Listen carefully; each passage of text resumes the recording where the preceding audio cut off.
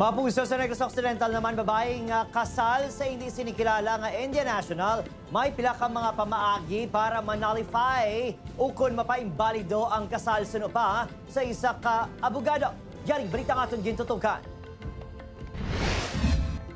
May pila ka mamaagi agun manalify ang kasal sang taga Cadiz City nga si Evelyn Ruelan sa hindi sinikilala nga Indian national sa Valenzuela City sa Metro Manila sa tinalikdan nga Nobyembre 2, 2023. Suno kay Attorney Mark Mayo, kasubong sa proseso nga ginahikot subong sa PSA Negros Occidental. Nullification ang mangin paagi para madeklara nga hindi valid ang kasal sa babayi sa international.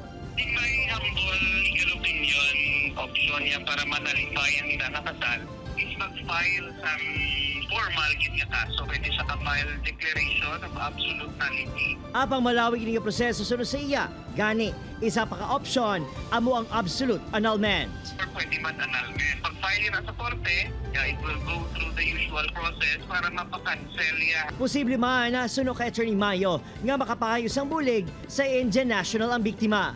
Considering ang iyang husband, Abe, on record, is a foreigner, may ara kita direlay nga kung i-check niya sa lugar sa iyang namana, letter sa India or sa embassy, Abe, possible na nag-apply naman to divorce ang ina nga foreigner, ang Pilipina na mandiyangari sa Pilipinas, pwede na siya kapakasaliwan.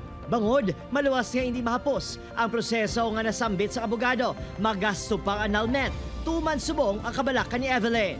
Pues wala man ko kwarta gasto para sa anal. Ang lalaki pag inaya sir yan, wala ko pag tawag nga nakita, gid bala ti do ka naman guro nga paano kami maanal kay syempre bisan tsuraya wala ko man nakita. Agun malikawan ang parehong insidente, ginapandaman sa PSA ang publiko nga hindi pagitugyan sa ibang nga tawo ang mga dokumento kasubong sang birth certificate kag marriage contracts. Opo, Kiril Casillo, Adrian Prieto, One Western Visayas.